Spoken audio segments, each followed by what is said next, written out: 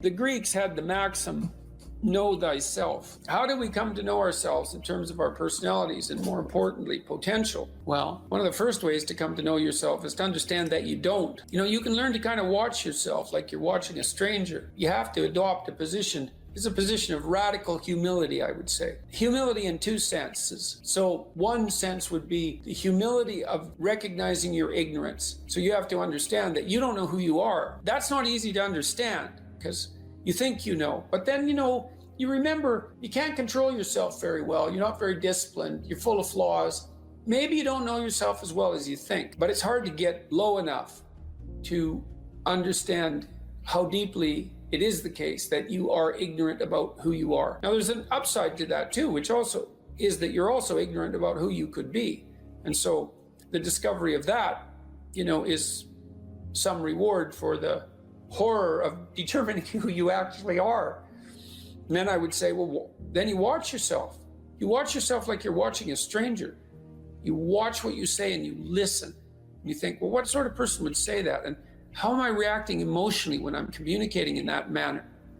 Is that making me feel stronger or weaker? Is it filling me with shame? Is it helping my confidence?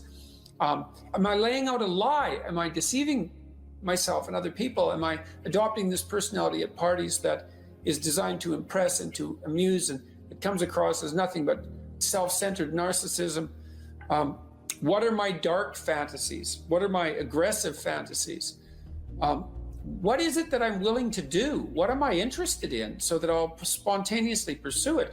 What do I procrastinate about and why? What am I unwilling to do? What do I think is good? What do I congratulate myself for accomplishing? And what do I berate myself for failing to confront and to implement? Those are all incredibly complicated questions, and you don't know the answers to them. So that's a start. And then in terms of potential, well, you'll discover a little bit more about your potential as you discover who you are, especially the darker parts of yourself, because then you discover your potential for mayhem. There's some real utility in that. It's actually something that strengthens you, because the first thing that a realization like that can in fact produce is the ambition to incorporate that dangerousness into a higher order personality. And that can make you implacable. That can make you someone who can say no when you need to say no. That can make you someone who won't avoid necessary conflict. And so that's unbelievably useful. And so that's one of the potentials that you might discover. The other thing you do to discover your potential is you challenge yourself. It's like Rule 4 in my book, 12 Rules for Life, is compare yourself to who you were yesterday and not to who someone else is today. And that's kind of a good way to start this. It's like, well, take a bit of a look at yourself and think about what's not so good that you could improve, that you should improve by your own standards, and that you would improve, and set yourself a little goal. Maybe you're not studying at all at your university. Or maybe you're at work and you've got this stack of paper there, and you haven't looked at that damn stack for like a month, and you know that you should be. And you're bothering yourself at night because you're avoiding that. You think, well, I've avoided that stack of paper completely for 1 month. I'm quite a coward when it comes to whatever snakes might be hidden in that stack of paper. How about tomorrow I just put that stack of paper in front of me on my desk and I glance through it for 15 seconds. See if I can do that. It's like, well, you set yourself a goal of improvement. It's a humble goal, because really, are you such a coward that the best that you can bloody well manage after a month of avoidance is 15 seconds of exposure to a stack of paper? It could easily be. You've been avoiding it. So you're obviously afraid of it. And so the situation could be that dismal and dire. And you might think, well, geez, it's no balm to my ego. It's not fostering the strength of my ego to recognize in myself someone who could only withstand 15 seconds of exposure to that thing I'm afraid of. And so that's a form of humility too. It's like there's things you could do to improve, and you know what they are. And there's small steps that you could take, that you might take, that would put you in that direction. And then the question is, are you big enough to take those small steps? You know, are you capable of grappling with the fact that you're fundamentally flawed to the point where you have to break things down into almost childlike steps in order to manage them? And the answer to that is, yeah, you are. And that's the lot of, I don't know if it's the lot of everyone. Most people have things they avoid, you know, and they're afraid of. So I would say to some degree, it's the lot of everyone. People vary in the degree to which they've conquered that. And you do meet people from time to time who are extraordinarily disciplined. But most of the time, they've got disciplined in exactly this manner. It's through slow incremental improvement. And then you challenge yourself. It's like, well, could I do this? That would be better. And you find out. And then you think, well, is there something slightly larger and more challenging that I could do that would be better? And you try it and you find out. And as you try it and you find out, generally you get better at it and you can take on larger and larger challenges. You know, you take responsibility for yourself. That's part of standing up straight with your shoulders back. It's like, take on the world, man, but only at the level that you can manage. You know, when you're ignorant and biased and deeply flawed and immature, it's where everyone starts. You don't want to bite off more than you can chew, but it doesn't mean that you can't wrestle with part of reality. You know, some part that's small enough so that you have a good shot at victory. To put yourself together, the first steps towards that is to allow yourself to be a fool, right? It's because you don't know what you're doing. You have to admit that. And there's going to be a loss of ego or destruction of ego, arrogant ego that necessarily accompanies that. But you need the loss of that arrogant ego because it's precisely what's interfering with your movement forward. You know, it's part of the adversarial process, mythologically speaking, that stops moral progress. You're too proud of who you think you are to notice what you're like so that you could change properly. You don't want to sacrifice that part of yourself. It's probably associated with some delusion that helps you maintain a positive, although very fragile self-image, you know, in the absence of genuine effort. It's not to be recommended. You know yourself by watching and paying attention. It's watching like you're a snake. A snake watches like cold-bloodedly with no emotional reaction, just to see what's there. It doesn't allow, symbolically speaking, doesn't allow what is wanted or desired to interfere with what is observed. So you watch yourself like that, as if you don't know who you are. Well, that's the beginning. And then you challenge yourself continually to see how far past yesterday you can push today and tomorrow, and to continually experiment with expanding the domains not only of your competence, but of your ability to increase that competence. And the upper limit to that is proportional to the moral effort that you put into it. The more that's guided by the highest of all possible visions, right? The alliance with the highest of all possible conceivable good. And the more it's accompanied by truth in speech and action, the more you will develop your potential. And you also, I suppose, have to be willing to undertake that as an adventure, because it's a hell of a thing to bear that kind of responsibility. It takes a person out of the ordinary. It takes them out of themselves. And there's an alienation and an isolation that goes along with that, and a great sorrow, all of that together. But there's deep meaning to be had in it, and there isn't anything better that you can do. So that's the answer to that question.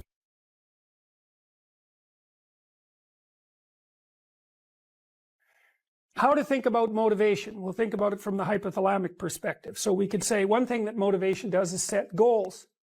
And we could say that emotions track progress towards goals. And I'm going to use that schema, even though it's not exactly right. So you say, well, motivation determines where you're going to aim. So if you're hungry, you're going to aim at something to eat. And then that will organize your perceptions so that you zero out everything that isn't relevant to that task, which is almost everything. You concentrate on those few things that are going to facilitate your movement forward. When you encounter those things, that produces positive emotion. as you move through the world towards your goal, and you see that things are laying themselves out that facilitate your movement forward. Those things cause positive emotion. And if you encounter anything that gets in the way, then that produces negative emotion. And it can be like threat, because you're not supposed to encounter something that gets in the way. It can be anger, so that you move it away. It can be frustration, disappointment, grief. Those would, if you had a response that serious to an obstacle, it would probably punish the little motivated frame right out of existence. You know, so you walk downstairs and, I don't know, the contracting company has set a wrecking ball through your kitchen. It's like, that's going to be disappointing. You're not going to keep eating the peanut butter sandwich in the rubble. That little frame is going to get punished out of existence, and some new goal is going to pop up in its stead. And, you know, one of the things we're going to try to sort out is, how do you decide when you've encountered an obstacle that's so big that you should just quit and go do something else? Because that's not obvious. You know, and you can get into counterproductive persistence pretty easily. So we don't know how people solve that problem. It's a really complicated one. So anyways, we're going to work on that scenario. Your hypothalamus pops up micro goals that are directly relevant to biological survival. That produces a frame of reference. So it's not a goal, it's not a drive, and it's not a collection of behaviors. It's a little personality. And the personality has a viewpoint, it has thoughts that go along with it. It has perceptions, it has action tendencies, all of that. You can see this in addiction, most particularly. So one of the things that you find often with people who are alcoholic is they lie all the time. And that's because when they've built a little alcohol-dependent personality inside of themselves, or a big one, maybe it's 90% of their personality, and one of the things that consists of is all the rationalizations that they've used over the years to justify their addiction to themselves and to other people. And so the addiction has a personality, you know, and so when the person is off, or maybe they're addicted to meth or something like that, where, you know, the addiction is more, it's more short-term powerful than, I would say, than an alcohol addiction. They'll say anything. And the words are just tools used to get towards the goal. And if they happen to be deceptive, whatever, it doesn't matter. They're just practical tools to get towards the goal. And then when you get towards the goal and you take a nice shot of meth or something like that, you reinforce all those rationales that you used to get the drug, and then the next time you're even a better deceiver and liar. So, okay, so we're going to say motivations, one way of thinking about it is they set goals, but it's not the right way of thinking about it. They produce a whole framework of interpretation. And so we're going to think about that framework of interpretation. And then emotions emerge inside of that. So that's it. So the world is framed, motivation set goals. You could say the world has to be framed. So motivation sets that frame, goals, emotions, perceptions, and actions. And then actions track progress. So positive emotion says you're moving forward properly towards your goal. And if you encounter something you don't expect, you stop. That's anxiety. It's like, oh, we're not where we thought we were. And so we don't know what to do. So we should stop, because we don't know where we are or what we're doing. Stop, frozen. And then the more powerful negative emotions like pain, they might make you get out of there. So emotions, forward, stop, reverse. That's your emotions within that motivated frame. So, and that's another example of how your mind is embedded in your body. Your emotions are like they're offshoots of action tendencies. That's the right way to think about it, because action is everything fundamentally. So what are some basic motivations? Most of these are regulated by the hypothalamus, by the way, and that tells you just how important a control system it is. The other thing that's useful to know about the hypothalamus is that it has projections going up from it that are like tree trunks, and inhibitory projections coming down that are like grapevines. So you can kind of control your hypothalamus as long as it's not on too much. But if it's on in any serious way, it's like it wins. So partly what you do to stop yourself from falling under the dominion of your hypothalamus is to never ever be anywhere where its action is necessary, right? You don't want to go into a biker bar, because you might find yourself in a situation where panicked defensive aggression is immediately necessary. You probably don't want that. You don't want the panic, you don't want the terror, you don't want the frenzied fight, you don't want any of that. You don't want to have to run away in absolute panic. So you just don't go there.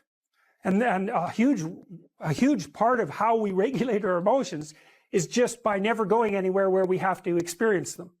And so that has very little to do with internal inhibitory control, and everything to do with Staying where you belong.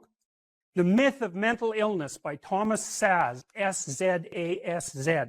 It's a classic. You should read it. If you're interested in psychology, read it. Like, it's a classic.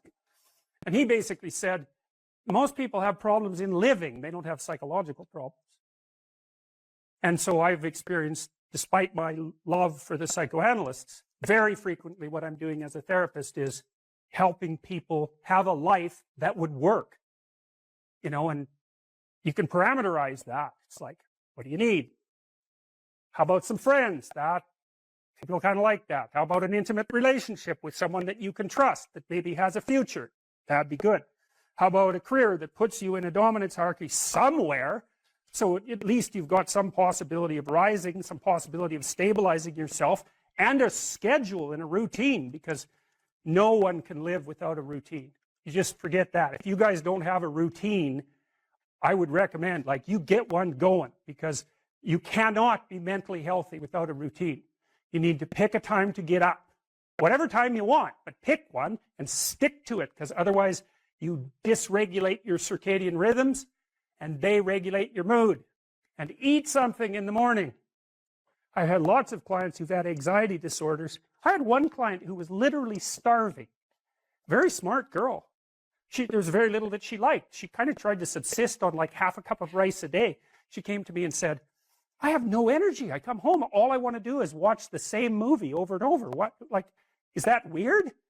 And I thought, well, it depends on how hard you work. You know, it's a little weird, but whatever. It's familiar. You're looking for comfort. So I did an analysis of her diet. It's like 3/4 of a cup of rice. It's like, you're starving. Eat something. You know, you'll feel better. So she modified her diet, and all her anxiety went away, and she had some energy. It's like, yeah, you got to eat. So a schedule, that's a good thing, man. Your brain will thank you for it. It will stabilize your nervous system. With a bit of a plan, that's a good thing. You need a career. You need something productive to do with your time. You need to regulate your use of drugs and alcohol, most particularly alcohol, because that does in a lot of people. You need a family, like the family you have, your parents and all that. It'd be nice if you all got along. You could work on that. That's a good thing to work on. And then, you know, you probably need children at some point, and that's life. That's what life is. And if you're missing, you know, you may have a good reason to not be operating on one of those dimensions. It's not mandatory, but I can tell you that if you're not operating reasonably well on 4, I think I mentioned 6, if you're not operating reasonably well on at least 3 of them, there's no way you're going to be psychologically thriving. And that's more pragmatic in some sense than psychological, right? Human beings have a nature. There's things we need. And if we have them, well, that's good. And if we don't have them, well, then we feel the lack. And so behaviorists, behavioral psychologists concentrate a lot more on that sort of thing. You know, it's practical. It's like strategizing. Make a career plan. Figure out how to negotiate, because that's bloody important. Figure out how to say what you need.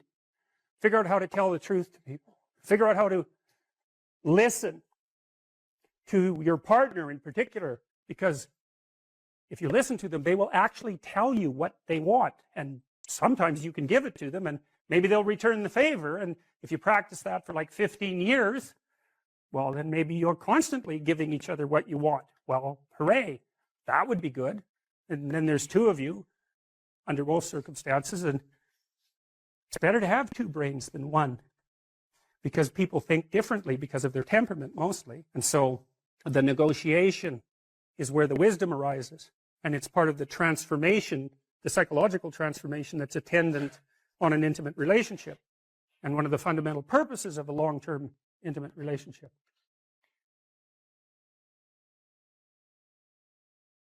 You know, one thing about the dopamine system that's so important and also explains a lot of pathology, but also a lot of human evolution, is that we have basically one major reward system, which is the dopaminergic system. You know, I sometimes like the analogy that, you know, nowadays you hear about cryptocurrency or the dollar versus the euro versus the this versus the that. There's only one currency. in all of reality, actually, and it's dopamine. Whether or not it's the dollar-backed dopamine or it's euro-backed dopamine or Bitcoin-backed dopamine, in the end, whether or not someone has $1 billion or $2 is really that currency resides as something that's transacted in the real world, but their notion of power and potential is dopaminergic. And so too, the potential for mates, the potential for food, how much food you have, how much meat you have stored in the freezer tells you a lot about your security and well-being for you and your family, right? And that is translated into a dopaminergic internal representation of how safe and secure you are, et cetera. So this system of fear versus confrontation taps directly into the dopaminergic system. And there's a beautiful set of studies that were done in the 1960s, published in the journal Science, as one of the top journals to publish in. Again, this is not work that I did, but where they gave people, human beings, the option to stimulate a number of different brain areas, just sitting in the clinic. And some brain areas would evoke feelings of drunkenness, others would evoke feelings of anger, others of sadness, others of sexual arousal. And the area that these subjects all preferred to stimulate the most, in fact, they would just sit there and lever press pretty much all day long, was this midline thalamus area. And the subjective feeling that they reported, I find this interesting and would love your thoughts on this, is one of mild frustration, anticipation of something, although they didn't know what. Yeah, anticipation. And it's this idea, I think, that it's tapping into the dopamine system. And the dopamine system... Well, the dopamine system says something good is going to happen. That's right. The key... It says something good is going to happen. Something good is going to happen. And it's an appetitive state in some sense, because it doesn't signify the acquisition of... It's not satiating. Right. It's appetitive. That's right. And so it drives you forward. And you might think that being driven forward would be unpleasant, but if you're activating the systems that drive you forward voluntarily, then that's the most positive form of positive reinforcement you can have. I think I read animal researchers who said that when they watched animals who were bar pressing to receive stimulation in those brain areas, the animals would look forward as if something was about to appear that they wanted to have appear. Incredible. So that was part of that apprehension. It's a hope system in some sense. Right? It's the elicitation of hope. That's right. It's dopamine, and here I'm robbing words from others, like my colleague Anna Lemke, who, it's not about having, it's about wanting. It's not about pleasure as much as it is about craving and motivation and drive. And something critical about And Panksepp called it seeking. Yeah, brilliant. I never met Panksepp. Did you? You met Jaak? I met him online. We were in a neurological chat room, so to speak, for a neuropsychological chat room for about 5 years, and I had a chance to interact with him a fair bit in that. So that was really good. I'm envious. He's done beautiful work, and thank you for calling people's attention to his work. I know you've done that many times, and such key work. The dopamine system is in touch with the autonomic system, sure, because it has to register success versus failure of some pursuit.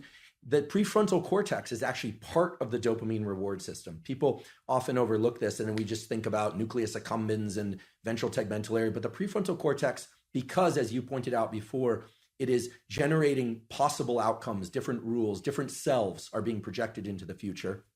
You can think that the 2 marshmallow task, the classic, give kids the option to either have a marshmallow now or wait and have 2 marshmallows, and the cute little videos of the kids, in the room with the marshmallows, sniffing it, talking to it. Occasionally a kid will just stuff it in his mouth. Another child will turn away, delightful, right? And all sorts of ideas have come about how they do in life versus if they can wait or not wait. In any case, that's dopaminergic anticipation. The key thing with dopamine, I think, that encapsulates the most of it is this notion of reward prediction error, which is very simple. If you are excited and anticipating something, you are generating some internal sense of the probability of it happening. We're going to the ice cream store, kids. Let's go. We're going to have ice cream. We're going to have ice cream. It's closed. The disappointment that they experience actually brings them far lower than they would feel, much more sad than they would feel than had you not told them you were going to get ice cream, which speaks exactly to what you were saying, that it's an anticipation signal. So dopamine's going up, we're going to get ice cream, and then no. So it drops below baseline. They would have been better off being not told they were going to the ice cream store. Just drive right by it. The danger of hope. The danger of hope.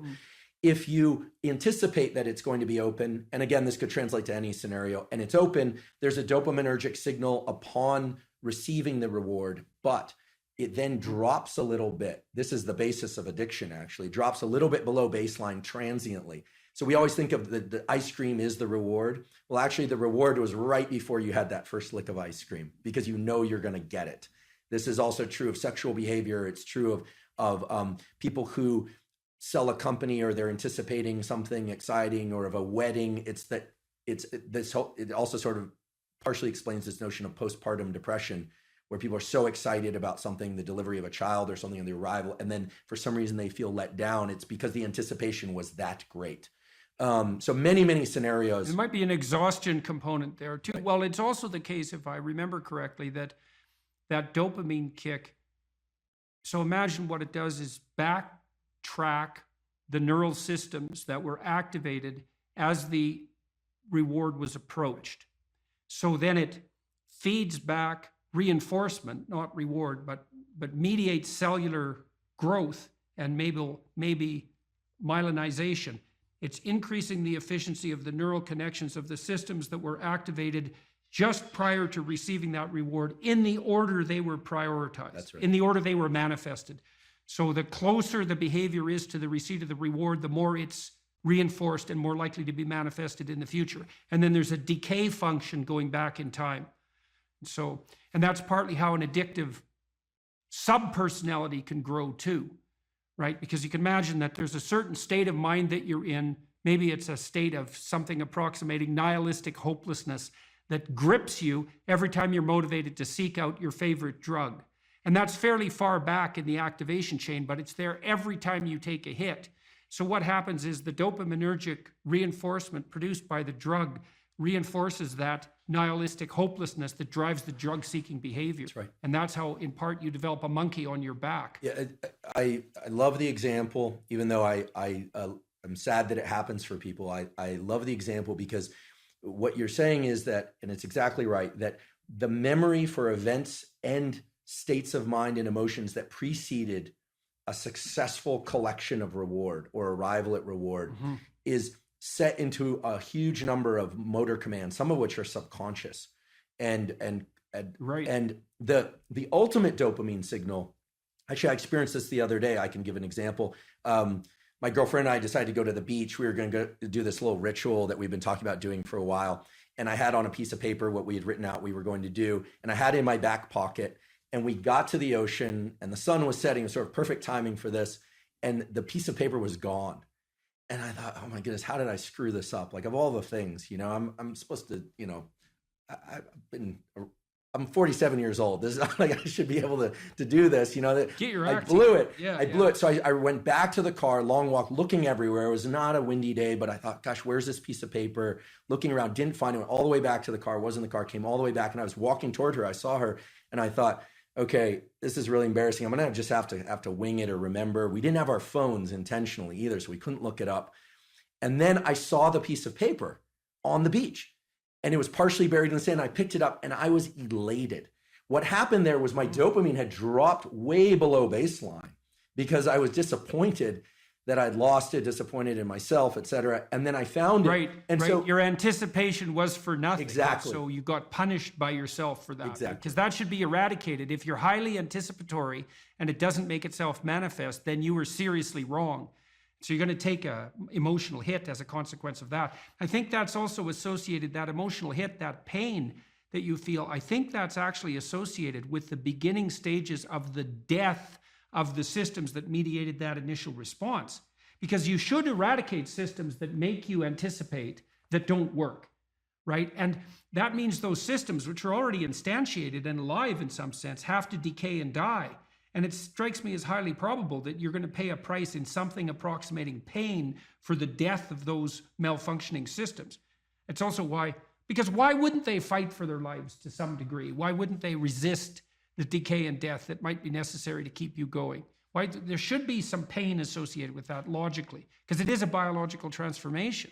Yeah, it's an interesting lens to view it through. That self image that I had in that moment of, I'm the responsible partner who can take care of a simple thing, right, for this nice little ritual. that we'd been talking about doing for a while, I failed, right? So that part. Well, it's also so interesting. You think about that. This is a depressive cascade, eh? And it's very hard to bind, because imagine you anticipate something and then you make a mistake.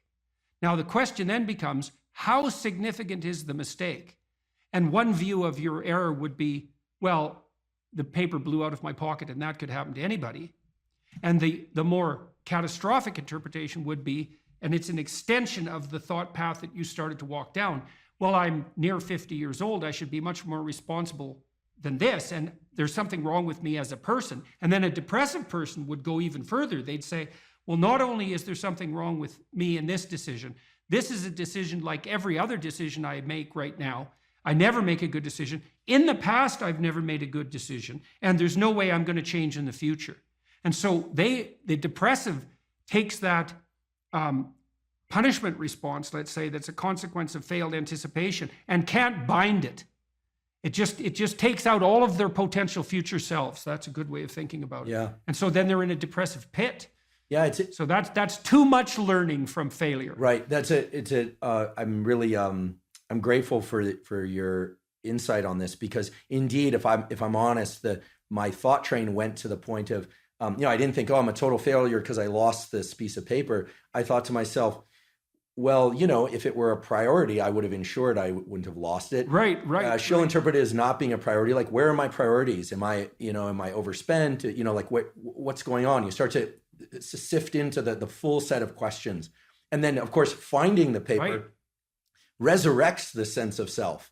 It was, I think it was in that movie, Pulp Fiction. Yeah, well, that binding problem is really tricky, eh? Because so there's some good rules of thumb for that, which is one of the rules of thumb for that's extremely useful, that's socially instantiated, is innocent until proven guilty.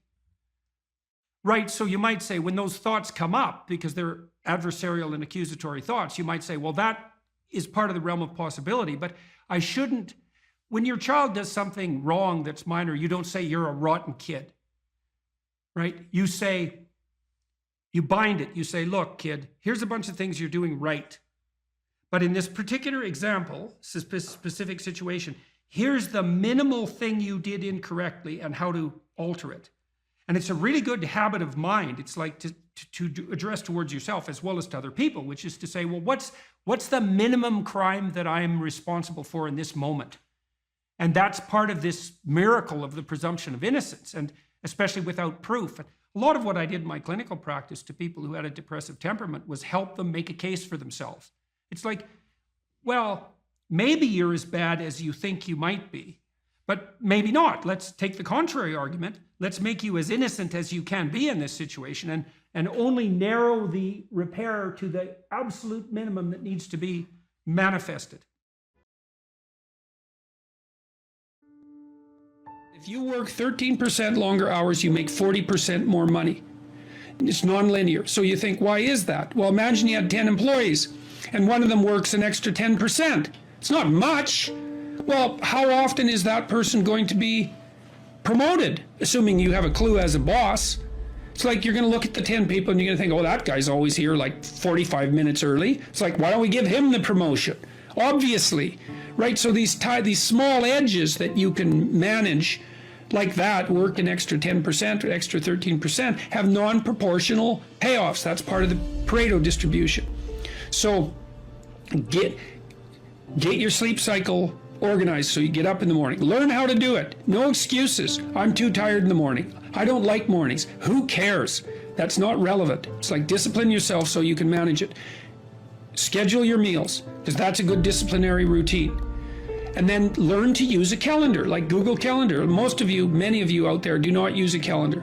Okay, a calendar is not a prison, and it's not a tyrant. Not if you use it properly. A calendar keeps anxiety at bay.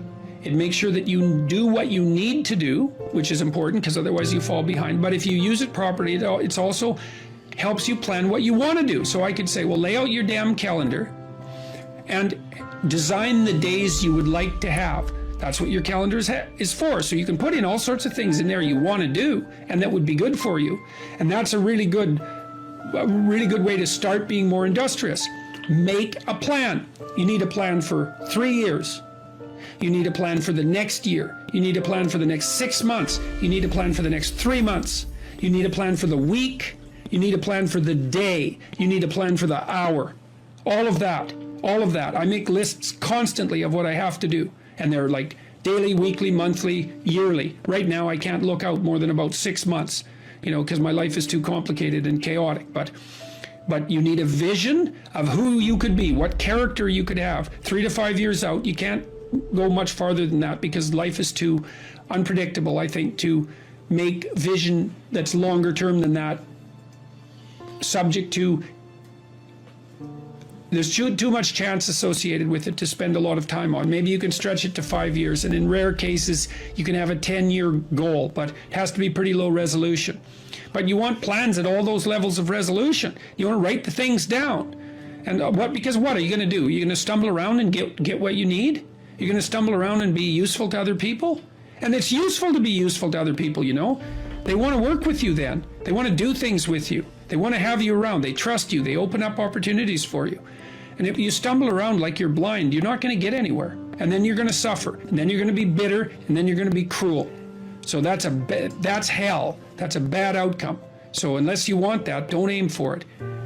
Or aim for the opposite, because that's how you get out of it. Make a plan, man. So when I was doing my clinical work, which I did a lot of career work with my clients, both at a beginner level, I would say, like really a beginner level, with people who had no employment whatsoever, no history of employment, who were undereducated and who lacked every skill you could possibly imagine. So these were people who were really in dire straits, up to people who were operating at the top of their profession, but who could still strategize forward. And so, for example, let's say you're at a dead end in your job. Okay, so I don't find my work meaningful. All right, so that's a problem statement. It's like, well, why not? I find the work I do repetitive and boring and without spirit. I have a bad relationship or a neutral relationship with my boss who doesn't know who I am. I have problems with coworkers. All of that needs to be differentiated, right, and analyzed in detail. So we might say, for example, let's say you believe that you're undervalued at work, and maybe you are. What you need to do is you have something to say, and we would have to figure out what it is that you have to say. But it would be some variant of, I'm bringing more value to the table than I'm being compensated for, and that's demoralizing me. And it's also not good for you being my boss, because if I'm actually more valuable than is being recognized, then the fact that you're not valuing me properly means that I will become demoralized, I won't work properly, and you won't get the best out of me. So it's bad for both of us. And if your boss is in principle not amenable to such a discussion, then what you should seriously consider doing is finding another job. Okay, so let's say we're going to set you up for this. Okay, this isn't like next week's enterprise, man. This is your life. So the first thing I would ask is, well, do you have your resume or CV in order? Well, I haven't typed it up for 3 years. Well, what do you think about bringing it up? Well, I'm pretty nervous about that because there's some holes in it, and, I didn't do so well in college, and I'm kind of embarrassed about my resume. It's like, okay, bring it in. Let's go through it. Let's at least update it. Let's look where the holes are. Let's look at where the inadequacies are as far as you're concerned, right? This isn't my judgment, it's your judgment. Let's walk through those judgments and see if they're warranted, because maybe you're just too guilty and ashamed and self-conscious and anxious, and you're looking at your resume more critically than someone else would, and maybe there's some holes that you need to rectify. You were 2 courses away from your BA and you dropped out or something like that.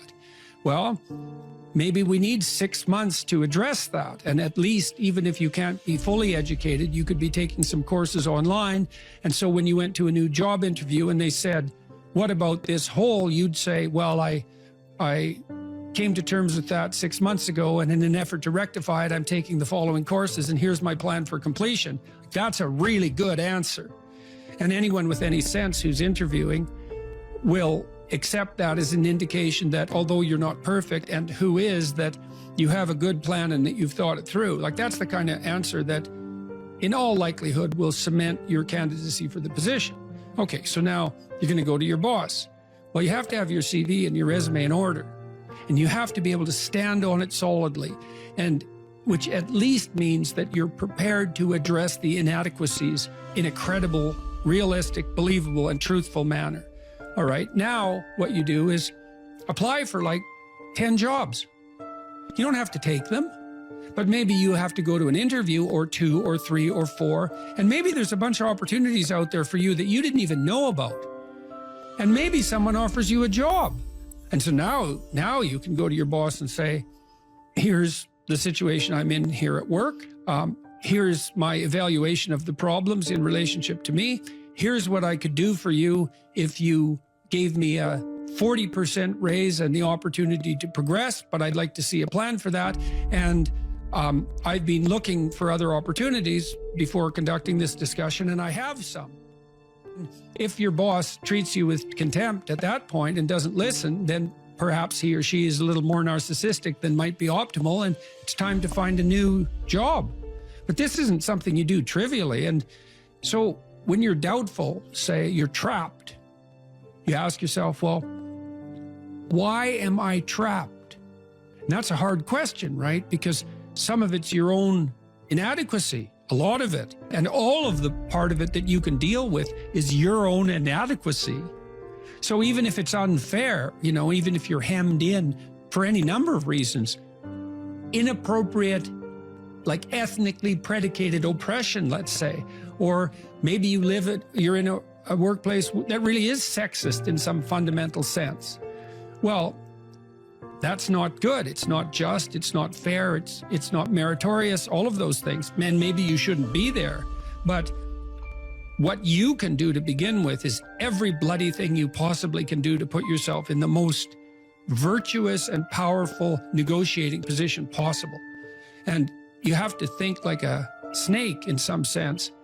To do that, you got to get the details right. You have to be prepared to bite, and you have to have your eyes on the prize, so to speak. It takes the growth in your mental aspect, in your spiritual, everything grows because you start feeling better about yourself. Not many things on the planet make you feel good about yourself like getting after it, doing something that challenges you mentally and physically every day. You cannot live in that normal mindset. You must be your best on your worst day. And how you do that is you cannot think of a normal mindset. You cannot have a normal mindset. My big takeaway of life is if you're constantly taking the easy way out, you're never gonna callous your mind. I was a chameleon living in life who could barely get by. So I know that they were taking the normal mindset of people. They weren't talking about the 1%ers, the people who want it like there's no tomorrow. People don't understand. This wasn't like a part-time job. Man, when you've done without, like Kobe Bryant, when Kobe retired that last game, he had like 60 points, walked off the court. He didn't cry. He said, oh my God, I'm gonna miss the sport. He walked off. He gave everything he could. Man, when you give what I've given everything. People make, oh, you ran on up knees, you taped your feet up, you did blah, blah. You had 2 heart surgeries, you kept on going, which makes me who I am. We all look for toughness. We all want it, but we look for it in a comfortable environment. You will not find toughness in a comfortable environment. Yep, sure did. I had somewhere to go. I got there. And buddy, when mother tell you, you can take a break now, hey, you're f***ed up. As long as my knees are halfway working, I got to run. You telling me, man, maybe a chance I can't run no more? Give me an excuse and not do, but as long as I have no excuse, I gotta do it.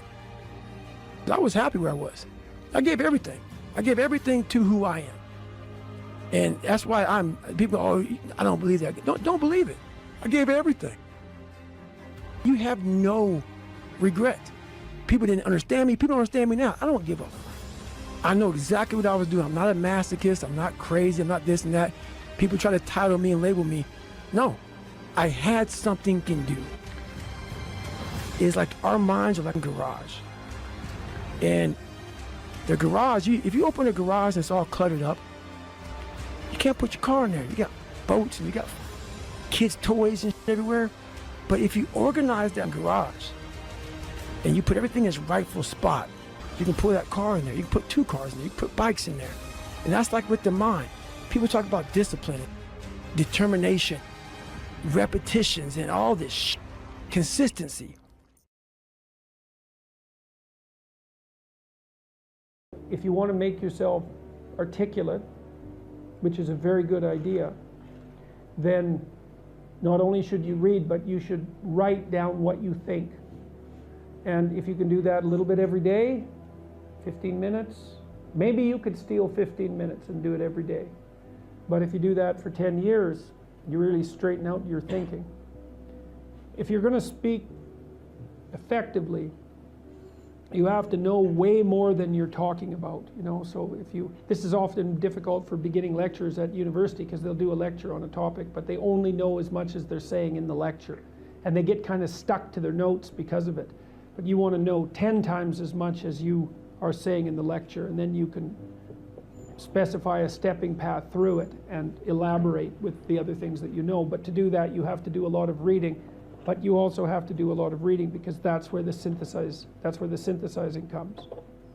So that's on the input side. And then on the output side, well, there's some techniques, let's say, is like if you're speaking in front of a group, you are not delivering a talk to a group.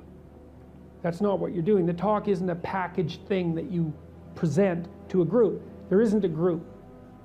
There's a bunch of individuals, and you talk to them. So when I talk to a group, I always talk to people one at a time. And that makes it easier too, because you know how to talk to a person. It's like, can you talk to 1,000 people? Well, probably not, because it's too intimidating. But there isn't 1,000 people there. There's 1,000 individuals. And so you just look at an individual and you say something, and you can tell if they're engaged. They look confused, or they look interested, or they look angry, or they look bored, or maybe they're asleep, in which case you look at someone else. And they give you feedback about how you're doing. And so one thing is to have something to say, yeah, but the next thing is pay attention to who you're talking to. Because unless you're very badly socialized, and that seems unlikely in your case, because you present yourself at least moderately well, and well, I mean, I don't know you very well, but on first sight, you're doing fine. So the probability that if you pay attention to the individuals that you're talking to, that your natural wealth of social skill will manifest itself is extremely high. And so you don't deliver a talk to an audience. That's a really bad way of thinking about it. You're actually engaged in a conversation with an audience. Even if they're not talking, they're nodding and shifting position and looking like this, and you can pull all that in and use it to govern the level at which you're addressing the entire audience. So the last thing I would say is, well, having the aim to be a good communicator is a good start. And you think, well, I could buttress that to some degree. And there isn't anything that you can possibly, this is the whole point of a liberal education, there isn't anything that you can possibly do that makes you more competent in everything you do than to learn how to communicate. I don't care if you're going to be a carpenter. I mean, being a carpenter, by the way, is very difficult, especially if you're a good carpenter. But if you're good at communicating as a carpenter, you're like 10 times better as a carpenter. So, and this is something that the liberal arts colleges, I think, I don't know if they've forgotten it, but they don't do a very good job of marketing. It's like, well, what's the use of a bachelor's degree, a Bachelor of Arts? It's like, well, you can think, you can write, you can speak, you've read something. It's like, the economic value of that is incalculable. The people that I've watched in my life who've been spectacularly successful they have skills. Clearly, that's a minimum precondition. But they're also very, very good at articulating themselves. And so whenever they negotiate, they're successful. Well, that's kind of like the definition of success in life, right? You negotiate and you're successful. It doesn't mean you win. Because if you're a good negotiator, if you're a really good negotiator, everybody walks away from the negotiation thrilled. And so then people line up to do things with you. So, and that's all dependent on your ability to communicate. So. Okay, we're having a conversation. I'm deciding I'm going to listen to you, right? That's different than how people generally communicate, because usually when they communicate, they're doing something like, okay, we're going to have a conversation and I'm going to tell you why I'm right and I'll win if you agree. Or maybe you're having a conversation where, I don't know what you're trying to do. Maybe you're trying to impress the person you're talking to. So you're not listening to them at all. You're just thinking about what you're going to say next. Okay, so that's not this. This is, you might have something to tell me. And so I'm going to listen on the off chance that you'll tell me something that would really be useful for me to know. And so if you agree with me and I find that out, I know nothing more than I knew before. I just know what I knew before. And maybe I'm happy about that because, it didn't get challenged. But I'm no smarter than I was before. But maybe you're different than me. And so while I'm listening to you, you'll tell me something I don't like. Maybe it's something I find contemptible or difficult, whatever. Maybe you'll tell me something I don't know, and then I won't be quite as stupid. And then maybe I won't run painfully into quite as many things. And that's a really useful thing to know, especially if you live with someone and you're trying to make long-term peace with them, is they're not the same as you. And their way they look at the world and the facts that they pull out of the world aren't the same as your facts. And even though you're going to be overwhelmed with the proclivity to demonstrate that you're right, it is the case that two brains are better than one. And so maybe 9 of the 10 things they tell you are dispensable, or maybe even 49 out of 50, but one thing, all you need to get out of the damn conversation is one thing you don't know. And one of the things that's very cool about a good psychotherapeutic session is that the whole conversation is like that.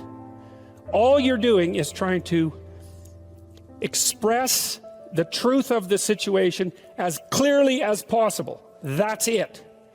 And so now Roger's proposition, and I'll tell you why he derived it, was that if you have a conversation like that with someone, it will make both of you better.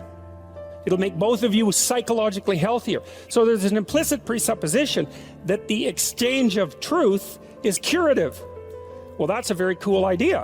I mean, it's a very deep idea. It's the idea upon which Western civilization, although not only Western civilization, is actually predicated. The idea that truth produces health. But for Rogers, that was the entire purpose of the Psychotherapeutic Alliance. You come to see me because you want to be better. You don't even know what that means necessarily, neither do I. We're going to figure that out together. But you come and you say, look, things are not acceptable to me, and maybe there's something I could do about that. So that's the minimal precondition to engage in therapy. Something's wrong, you're willing to talk about it truthfully, and you want it to be better. Without that, the therapeutic relationship does not get off the ground. And so then you might ask, well, what relationships are therapeutic? And the answer to that would be, if you have a real relationship, it's therapeutic. If it isn't, what you have is not a relationship. God only knows what you have. You're a slave, they're a tyrant, you're both butting heads with one another. It's a primate dominance hierarchy dispute. Oh, I don't know, you're like two cats in a barrel or two people with their hands around each other's throats. But what you have is not a relationship. One of the things I try to do in my therapeutic sessions is, first of all, to listen, to really listen. And then while I listen, I watch. And while I'm listening, things will happen in my head. Maybe I'll get a little image of something, or I'll get a thought or a question will emerge, and then I'll just tell the person what that is. But it's sort of directionless, It's not like I have a goal, except that we're trying to make things better. I'm on the side of the part of the person that wants things to be better, not worse. And so those parts of us have a dialogue, and the consequence of that dialogue is that certain things take place, and then I'll just tell the person what happened. And it isn't that I'm right. That's not the point. The point is that they get to have an hour where someone actually tells them what they think. Here's the impact you're having on me. This is making me angry. This is making me happy. This is really interesting. This reminds me of something that you said an hour ago that I don't quite understand. And the whole point is not for either person to make the proposition or convince the other that their position is correct, but merely to have an exchange of experience about how things are set up. And it's extraordinarily useful for people, because it's often difficult for anyone to find anyone to talk to that will actually listen. And so another thing that's really strange about this listening is that if you listen to people, they will tell you the weirdest bloody things so fast you just cannot believe it. So if you're having a conversation with someone and it's dull, it's because you're not listening to them properly, because they're weird. They're like wombats or albatrosses or rhinoceroses or something. Like, they're strange creatures. And so if you were actually communicating with them and they were telling you how weird they really are, it would be anything but boring. And you can ask questions. That's a really good way of listening. But one of Roger's points is, well, you have to be oriented properly in order to listen. And the orientation has to be, look, what I want out of this conversation is that the place we both end up is better than the place we left. That's it. That's what I'm after. And if you're not after that, you got to think, why the hell wouldn't you be after that? What could you possibly be after that would be better than that? You walk away smarter and more well-equipped for the world than you were before you had the conversation, and so does the other person. Well, maybe if you're bitter and resentful and angry and anxious and, generally annoyed at the world, then that isn't what you want. You want the other person to walk away worse, and you too, because you're full of revenge. But, you'll get what you want if you do that.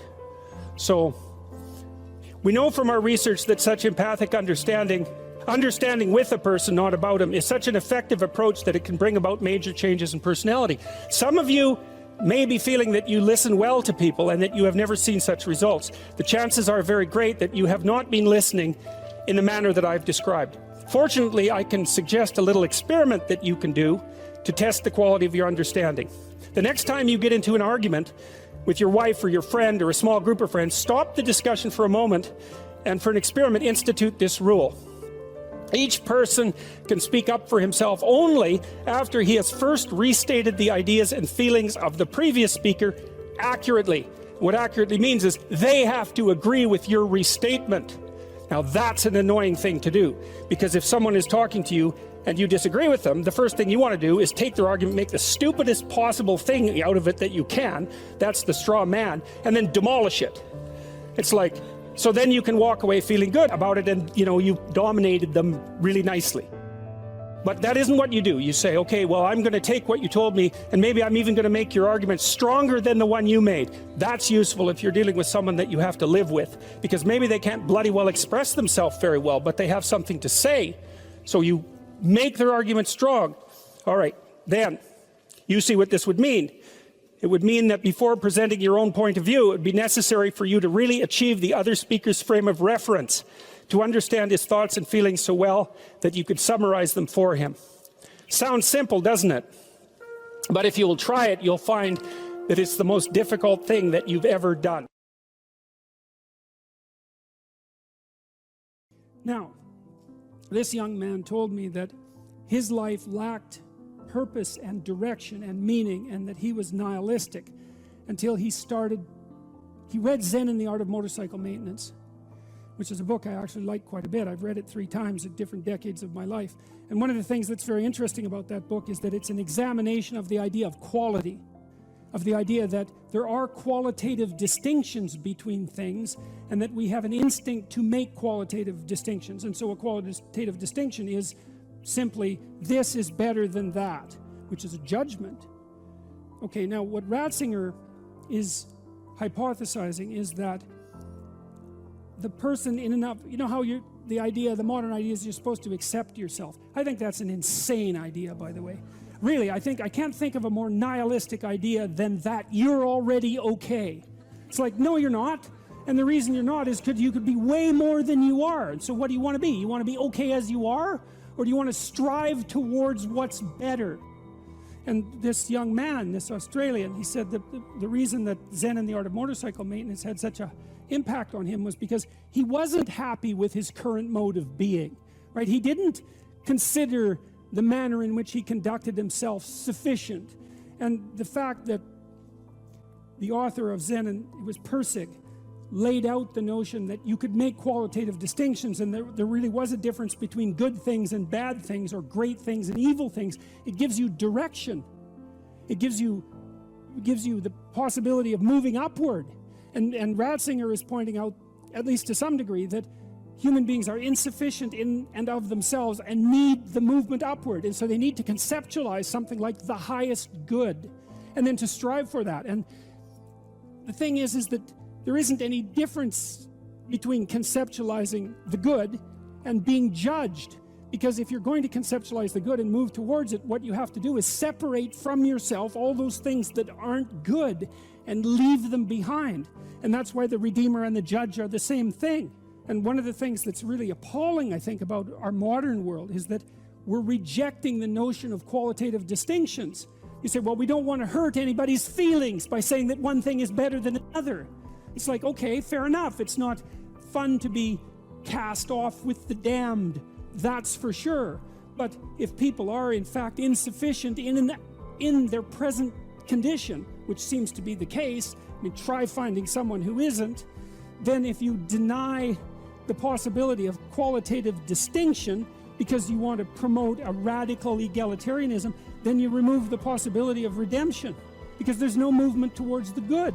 And it seems to me that it's a catastrophe to sacrifice the good for, well, it's a catastrophe to sacrifice the good for the equal.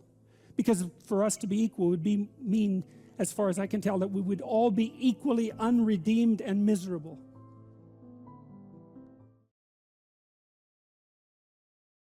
There's so little emphasis in our popular culture, especially with regards to the so-called mainstream media, on discipline and responsibility, that there's a tremendous hunger for anything that pertains to that. And you have a right to be discussing that, I would say, because of your background, which, if nothing else, required a tremendous amount of discipline. Yeah, and I ended up writing a book called Discipline Equals Freedom. And I'm lucky that I wrote it when I did, because if I would have written it 2 years later, everyone would have said, oh, everyone's talking about discipline now. So yeah, discipline, absolutely. Discipline does bring you freedom in life. And that's something that I kind of figured out over time. So what do you mean by that? Like, how did you figure that out? And what do you mean by that? Because they're often, and you know, the classic sort of, what would you call it? Romantic rebel is someone who is free from excessive order, let's say. They see freedom and discipline as antithetical rather than seeing one as a precondition for the other. And so how did you learn that discipline was a precondition for freedom? If I've got the equation, how did that manifest itself in your own life? So we'll start off by saying this. And look, I was a young kid. I joined the Navy to go in the SEAL teams. I went through SEAL training. I showed up at a SEAL team 1. And when I got there, and as I look back, this is a very powerful thing, even though it's very simple. I'm 19 years old when I show up at SEAL Team 1. I'm done with the basic SEAL training. And I have a goal in my head, which is this. I want to be a good SEAL. Mm-hmm. That's what I want to do. That's like, I don't know about anything else. This is what I want to do. I want to be a good SEAL. That's what I want. I want to be a good SEAL. Mm-hmm. And so as a 19-year-old with all kinds of energy, and we haven't talked about my childhood yet, but I was kind of like a very rebellious kid. When you talked about seeing a kid that looked like you could have handed him a club or a battle axe and he would have probably been feeling a little bit better, I was like that. I was constantly looking around for a club or a battle axe because that's what I felt like I needed to do. And it was beautiful because I was running around the woods as a young kid playing Army. And I just went and actually played Army. That's what I ended up doing. So I never really had to force myself into some mold that I didn't want to be into. So I got to SEAL Team 1, and now I just want to be a good SEAL. That's what I want. And so now that starts steering some of my decisions. And for the most part, it steered my decisions in a decent direction. Now, there were some times where, as I look back now, what I thought was a good SEAL was a little bit off, but luckily it wasn't 180 degrees off. It might have been off 30 degrees or 40 degrees. Right. And as I got older and more mature and I figured out more about what that ideal should look like to me, and I could keep chasing that ideal, that was good. But even to be a 19-year-old kid with a 70 or 80 degree corridor to move forward in is not a bad thing. No, it's a gift. It's a gift. Exactly. Mm-hmm. So then I'm looking around at other SEALs that were older than me and more senior to me and trying to figure out which one of those guys is a good SEAL? Yeah. And what I realized was that the guys that were working harder, for the most part, were good SEALs. Now there's just some people that are just way talented. Right. And they could show up, 3 minutes before a run or 3 minutes before we do a shooting competition, and they could just walk through it, no problem. Right. And that's great for them. It wasn't me. I'm not that great at anything, but I saw other guys that might not be great at anything either, but they worked hard. They showed up to work early. They did the drills that they were supposed to do. They had discipline. And when you have has amalgamated statistics, and I hope I get this right, but it's approximately correct. If you work 10% longer hours, you make 40% more money. Right. And so, and I think your comments about talent are also dead on. It's like in any field of enterprise, there are people who are phenomenally gifted. And then if they work really hard, they're even more phenomenally gifted, right? Those are the people who break records. But that talent apart, hard work actually works. And with virtually everything, it might not make you the best at whatever it is you're pursuing, but it will certainly make you better than you are. And then I have this new book. I hope you got a copy, because did you get a copy? Okay, so I'm bringing it up for a particular reason. I have a chapter in this book called, well, there's two that are relevant. Imagine who you could be and then aim single-mindedly at that. That's one. And then the course, or what would you call it? A complementary chapter is work as hard as you possibly can on one thing and see what happens. And that's also predicated on this idea that discipline is a precondition to freedom.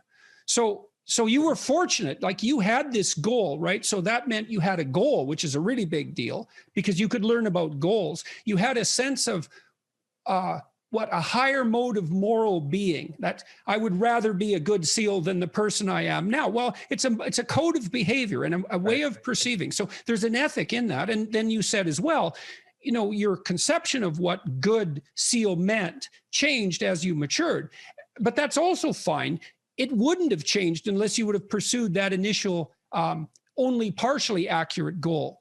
And so that's also a really good thing for people to understand, is like, if you don't know what you're doing, aim at something. Is it the right thing? No, but it's better than just shooting randomly. So you aim at something, and then as you aim and you move towards it, you're going to find out why you're wrong. And then you might recalibrate your aim. And that's going to happen over and over, because as you move towards a goal, it recedes or it broadens, or it recedes and broadens. And otherwise you'd run out of things to do. And why beholdest thou the mote that is in thy brother's eye, but considerest not the beam that is in thine own eye? Or how will you say to thy brother, let me pull out the mote out of thine eye, and behold, a beam is in thine own eye? Well, you might be wondering what a beam is. And a mote is a dust speck, and a beam is a very large piece of lumber. And so the issue is not so much the blindness of others, even though there's as much blindness among others as there is for you. But the issue here, the advice here, the description here is, you should be concerned about what's interfering with your own vision first. And you should leave other people the hell alone in relationship to that. And so if your mode of being in the world is, if you would just act better, things would improve for me, or if you identify the evil and the catastrophe as something that's outside, that someone else needs to fix, or that someone else is responsible for, then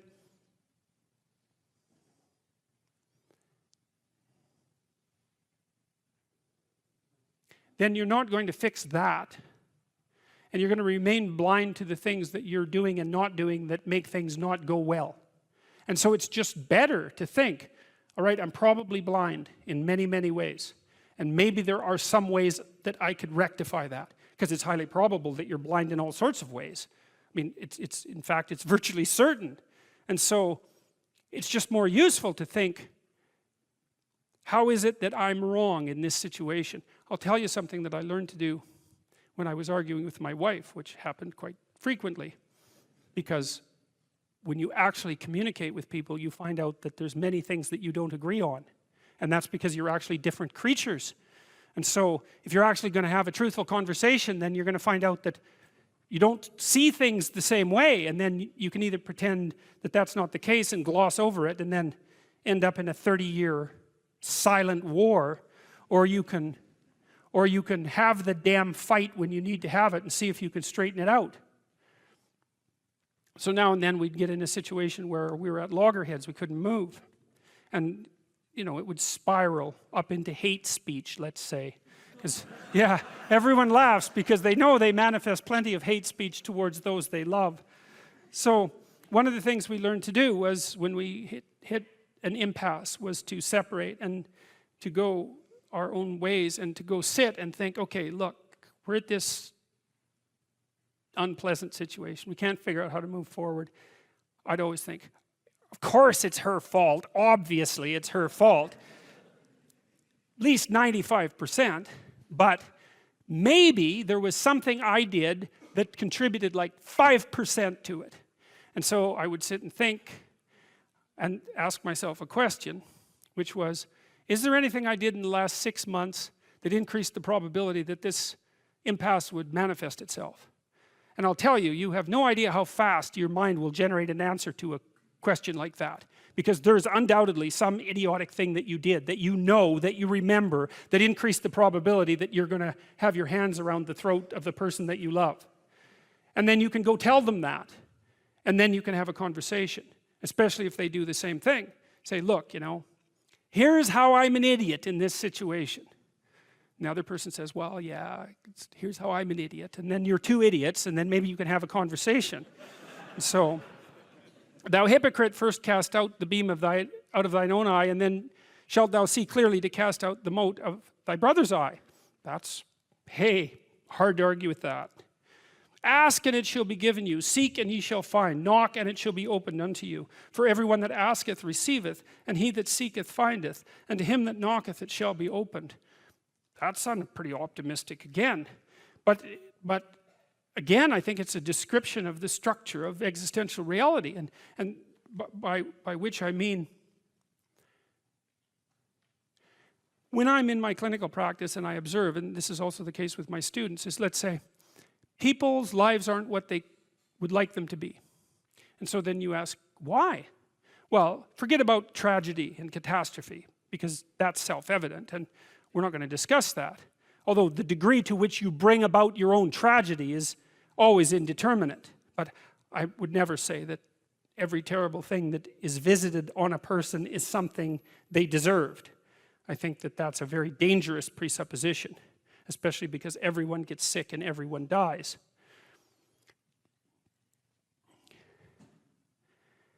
But one of the main reasons that people don't get what they want is because they don't actually figure out what it is. And the probability that you're going to get what would be good for you, let's say, which would even be better than what you want, right? Because, you know, you might be wrong about what you want easily. But maybe you could get what would really be good for you. Well, why don't you? Well, because you don't try. You don't think, okay, here's what I would like if I could have it. And I don't mean in a way that you manipulate the world to force it to deliver you goods for status or something like that. That isn't what I mean. I mean something like, imagine that you were taking care of yourself like you were someone you actually cared for. And then you thought, okay, I'm caring for this person. I would like things to go as well for them as possible. What would their life have to be like in order for that to be the case? Well, people don't do that. They don't sit down and think, all right, you know, let's figure it out. You've got a life. It's hard, obviously. It's like 3 years from now, you can have what you need. You've got to be careful about it. You can't have everything. You can have what would be good for you, but you have to figure out what it is, and then you have to aim at it. Well, my experience with people has been if they figure out what it is that would be good for them, and then they aim at it, then they get it. And it's strange because they don't it's a strange thing. It's not quite that simple because, you know, you may formulate an idea about what would be good for you, and then you take 10 steps towards that, and you find out that your formulation was a bit off, and so you have to reformulate your goal. You know, so you're kind of going like this as you move towards the goal. But a huge part of the reason that people fail is because they don't ever set up the criteria for success. And so, since success is a very narrow line and very unlikely, the probability that you're going to stumble on it randomly is 0. And so there's a proposition here, and the proposition is, if you actually want something, you can have it. Now the question then would be, well, what do you mean by actually want? And the answer is that you reorient your life in every possible way to make the probability that that will occur as certain as possible. And that's a sacrificial idea, right? It's like, you don't get everything, obviously, but maybe you can have what you need. And maybe all you have to do to get it is ask. But the asking isn't a whim or today's wish. It's like, you have to be deadly serious about it. You have to think, okay, like, I'm taking stock of myself. And if I was going to live properly in the world, and I was going to set myself up such that being would justify itself in my estimation, and I don't mean as a harsh judge, exactly what is it that I would aim at? Well, one of the things I've found is that in test of this theory, let's say, you could try this. This is a form of prayer, knocking. Sit on your bed one day and ask yourself, what remarkably stupid things am I doing on a regular basis to absolutely screw up my life? And if you actually ask that question, but you have to want to know the answer, right? Because that's actually what asking the question means. It doesn't mean just mouthing the words. It means you have to decide that you want to know. You'll figure that's out so fast it'll make your hair curl. It's as if Jung thought about this. He thought that people had two poles of consciousness, and one was the individual consciousness that we each identify with, and the other was something he called the self, and the self is you might think about it as the divine within. That's a close enough approximation. It's the universal part of your consciousness. It's your conscience. That's another way of thinking about it, whatever your conscience is. But it's something that you can consult. It's like the Socratic daemon. Socrates said that the thing that made him different than everyone else in Greece was that he consulted his daemon, his genius. He asked himself how it was that he should conduct himself in the world, and then he did that, whatever it was. He didn't try to force a solution, he didn't try to force a solution selfishly. He asked, I'm going to manifest myself in the best possible manner in the world. I would like to do that. What would that be? Well, you're perfectly capable of thinking. God only knows how. You're perfectly capable of immense feats of imagination and dream and fantasy. God only knows how you do all of that. What would happen if you consulted yourself about the best possible outcome for you? You might get an answer. Well, that's what this proposition is.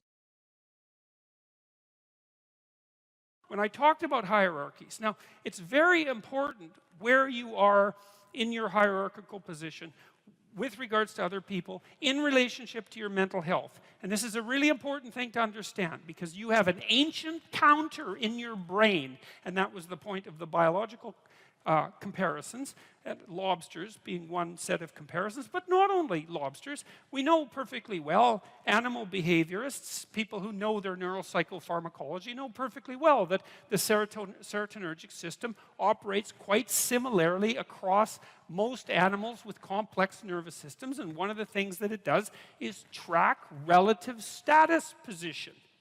And in birds, wrens, which is another example I used, a lot of it is power.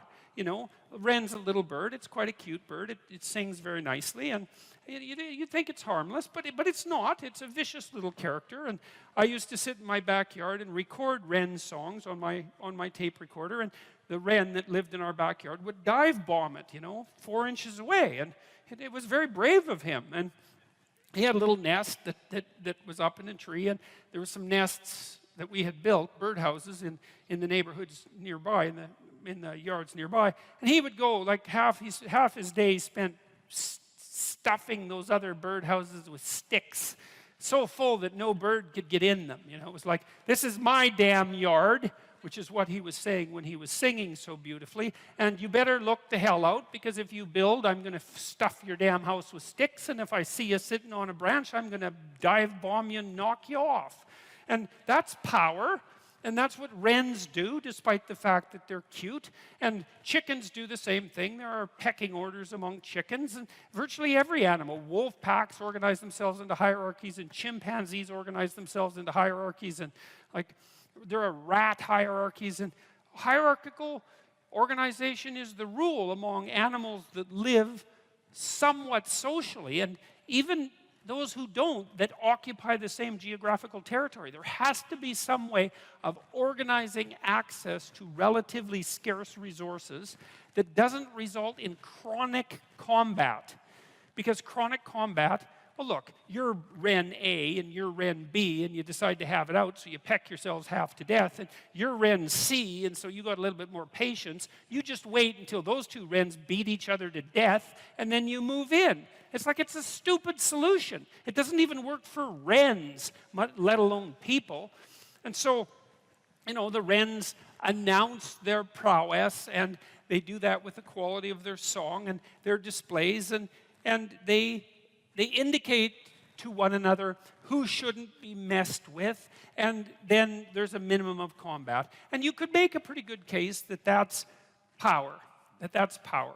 But like, it's not like wrens get together and build like wren apartment houses and then go out on collective worm hunt insects, I guess, collective insect hunting expeditions and bring them all back and distribute them, and, or make insect farms so that there's more insects for all the wrens. They haven't got that far, you know. They're competing in a zero-sum game. And that isn't what human beings do.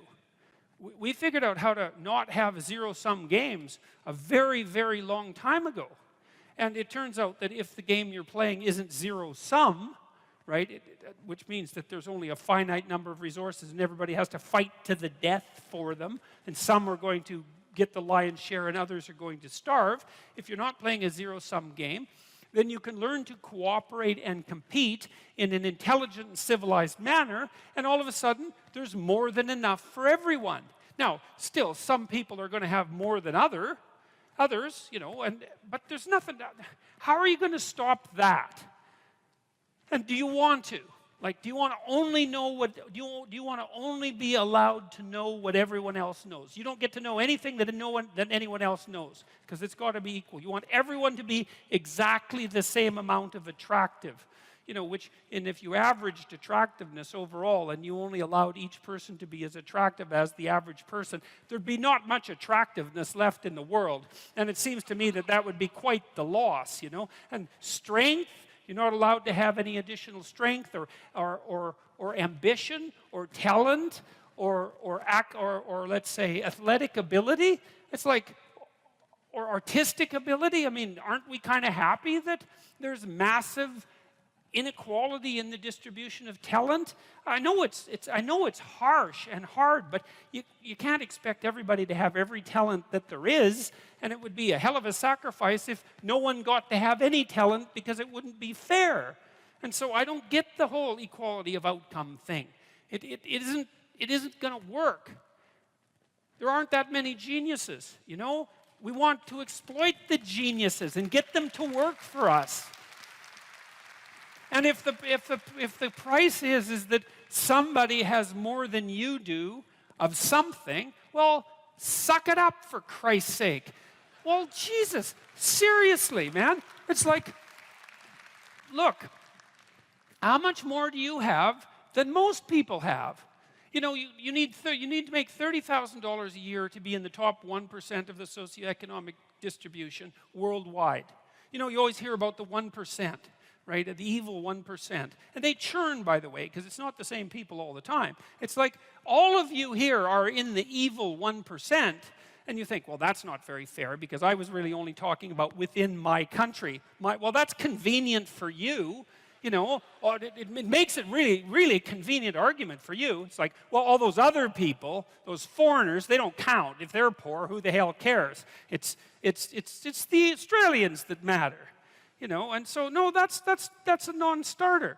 You know, and by historical standards, you're doing a hell of a lot better than the top 1%, I can tell you that. I read a nice article by a coalition called Human Progress the other day, and they were comparing the typical middle-class person who lives now with Rockefellers in the 1919s and say, well, would you rather be a middle-class person now or Nelson Rockefeller in 1919? And the answer seemed pretty damn clear that, well, you know, if you were Nelson Rockefeller, then you would have been richer than anyone else. And there's something to be said for that status, right? Because people do like to have more than others.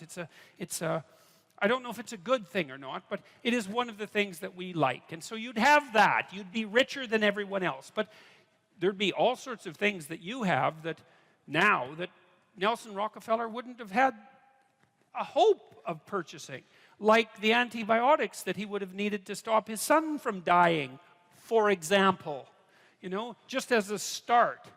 And so I think this complaint about inequality, look, no one likes inequality exactly. You walk down the street, this is why I always get a kick out of people who protest, I'm against poverty. It's like, really? You're against poverty, and you think that's a unique enough attribute so that it was worth your time to make a sign that said that you were against poverty and show other people. It's like, I've never met anyone that was for poverty. You know, you walk down the street with someone who's pretty well off, you know, and they've got 1920s spats on and a bowler, and they're feeling pretty damn rich, and a Stockster certificate sticking out of their back pocket, and, you know, there's a homeless person there, and they give them a good kick, and they say, the more poverty, the better. It's like, no. You know, when people walk down the street and you see homeless people, and they're often, homelessness is a complex problem. Like you think, well, homeless people are poor. It's like, yeah, man. That's like one problem they have out of 50. And like I've worked with poor people, you know, in my clinical practice, and poor in multiple dimensions. And many of them, you gave them money, they were just done. Especially if they were like alcoholics and cocaine addicts. As long as they were broke, they had some hope of living through the next month. But as soon as their unemployment check showed up, man, they were face down in the ditch 3 days later, right? Nothing but cocaine and alcohol with all their idiot friends for 3 days. And then they'd show up back in my practice saying, you know, God, I relapsed again. I said, well, what happened? Well, my money came in. It's like, yeah, money's really going to do you a hell of a lot of good. It'll just kill you faster than poverty. Now, not that there's anything good about poverty, but it's not like these are simple problems. You know, you walk down the street and you see someone who's been an alcoholic for 20 years and maybe they're addicted to methamphetamines as well, or maybe they're schizophrenic. It's like, it isn't unequal distribution of monetary resources that is the primary cause for that problem, and it isn't going to be some sort of straightforward redistribution that's going to fix it, because it's way more complicated than that. And so, and then the whole power thing too. It's like, look, I get it. I get the left wing issue, and I really do. And I think I get it better than the damn left-wingers get it. Because, you know, most of the radical types, they follow Marx, and they say, well, one of Marx's dictums was that capital tended to accumulate in the hands of fewer and fewer people. The empirical viewpoint is in some sense that what you know as a consequence of sense data. And the problem with that proposition is that there is mystery embedded inside the axiomatic presupposition of sense data. So behavioral psychologists believed that animals, and they tried to model animal behavior using these a priori theory, the animal reacted reflexively to a stimulus. And so that's a deterministic machine hypothesis. And that always bothered me, partly because animals don't do that. So for example, if you train a rat to run down a maze, it'll learn how to run down the maze. And then if you bind the back legs of the rat, and you put its rear end on a wheeled chariot, it will propel itself through the maze on the wheels. And obviously it didn't learn that reflexively, because there aren't that many wheeled rats. And they just don't have that kind of experience. And so the rat's perfectly capable of modifying what it learned in this hypothetically deterministic manner to react to an entirely different set of challenges and come up with exactly the same solution. There was an old behaviorist joke that under controlled laboratory conditions, an animal will do exactly what it damn well pleases. And I like that very much. And the problem with the behaviorist theory of stimulus response was the axiomatic presupposition that the stimulus was given. That you just look at the world and there's the stimulus right in front of you. That takes no effort, and you merely respond reflexively to it. And that's so wrong that it's almost incalculable, because it turns out that perceiving the world is so complex that in some real sense, not only do we not know how we do it, but it looks impossible. And part of the reason that it's impossible, and this is again why empiricism is an incomplete theoretical account of the genesis of knowledge, is that there are literally, or close enough to literally, an infinite number of ways to look at anything. And that's because everything is not only complex in and of itself, at the microcosmic level, almost beyond imagination, but that everything is also situated in a context, which is actually a determining element of the nature of the thing, and the context, expanded enough, actually takes everything into account. And so that makes perception a very weird phenomenon. For another reason, I was always amused, for example, when I traveled with my family when I was young, on our summer vacations, we used to do things like get out and look at the border between Canada and the United States. And that's a very weird thing to do, because you can actually do it, and you can step across it, and people treat that as if it's magic in some sense, because part of us knows that that border is not there, right? It's not a part of the objective world, and yet it is, because there you are standing beside it. And then if you look at aerial views, you can see the farmers' fields end exactly where the border is. And so things like borders between countries inhabit this weird space between the objective and the subjective that's a magic space. And it actually turns out that almost everything we perceive has that degree of magicality about it. I've thought also about such things as people's proclivity to go to museums, maybe in Nashville, for example, or Memphis, to go look at Elvis Presley's guitar. And you think, well, what exactly are you looking at when you go look at Elvis Presley's guitar? Because first of all, it's a mass-produced guitar, and so why not just look at another guitar? And you think, well, that's not the same thing. It's like, well, why isn't it the same thing? Because it's not. And the reason is that the guitar is not merely something, and this is the thing you perceive, it's not merely something made up of the guitar atoms, let's say, and the guitar molecules. It's also an artifact that was embedded in a context across a period of time. And that embeddedness of that artifact is part of what you perceive when you see an artifact like a celebrity, something a celebrity owned, or the relic of a saint, let's say. And you can say, well, that's all an overlay on top of perception, and that would be fine, except that's wrong. There's no data, so to speak, that support that viewpoint. That's not how perception works. Perception is unbelievably complicated. So we see regularities of being, and some of those, impediments and affordances is the technical term, we tend to perceive as objects. But we also see the possibilities of being. But the problem with that is that the world of objects, potentially relevant objects, and the world of possibility is vast beyond our comprehension.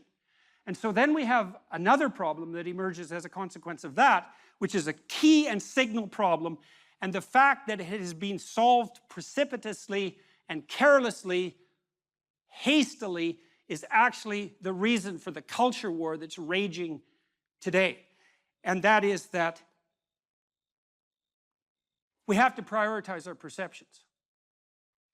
We have to prioritize our perceptions to get access to the sense data that hypothetically informs us. We have to see the world through a system of value. And why would I say a system of value? Well, a system of value is a system of priorities, right? Because to value something is to make it more important than other things that it's being compared to.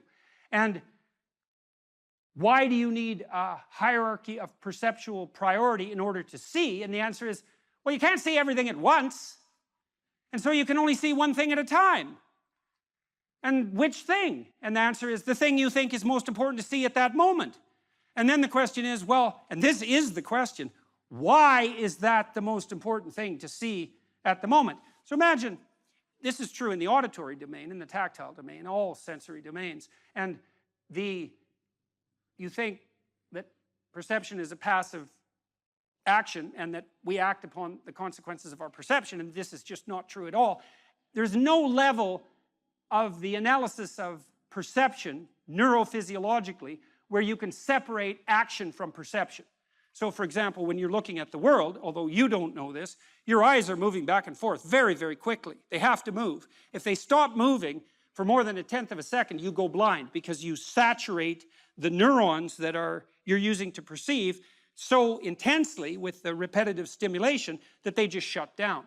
And so at a micro level, your eyes are vibrating like mad, and then there are saccades above that are still unconscious, that are less rapid and wider, and then voluntarily, you have voluntary eye fields in the frontal cortex, you move your eyes voluntarily to point to what you want to see, and you do that because the center part of your vision is exceptionally high resolution.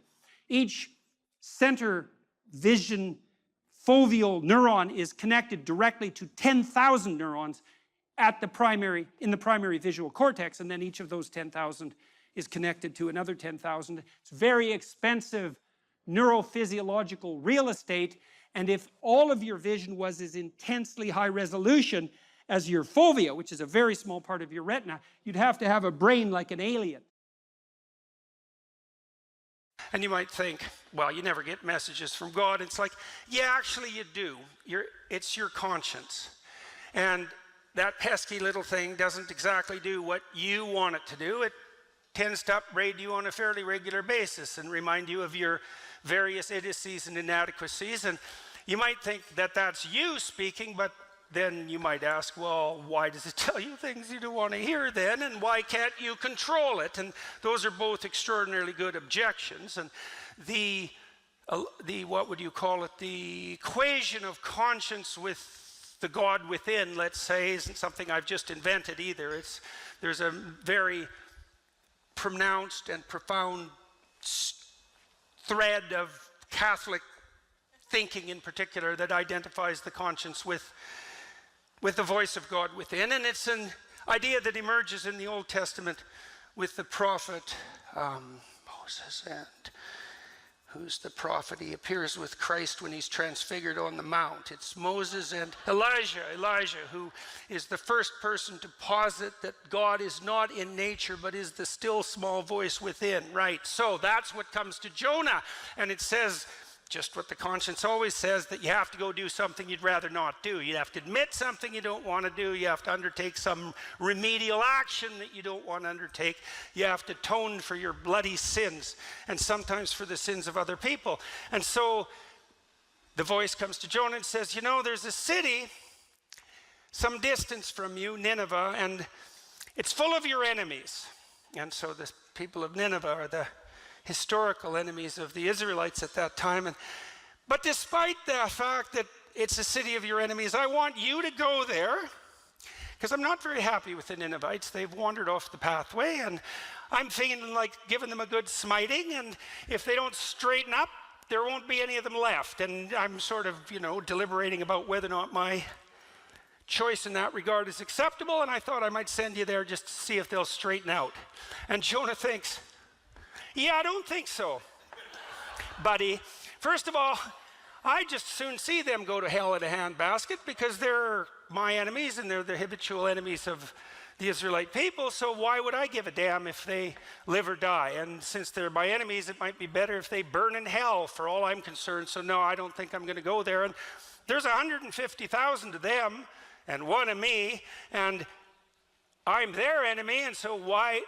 This sounds like a very bad strategy as far as I'm concerned. So Jonah does what people always do, and he thinks, I think I'll just hightail it in the other direction, which is exactly what you do when you're called upon to say something that you bloody well know you should say, and you don't. And furthermore, you also think in your pride and foolishness that you can get away with it, and you can't, because you never get away with anything.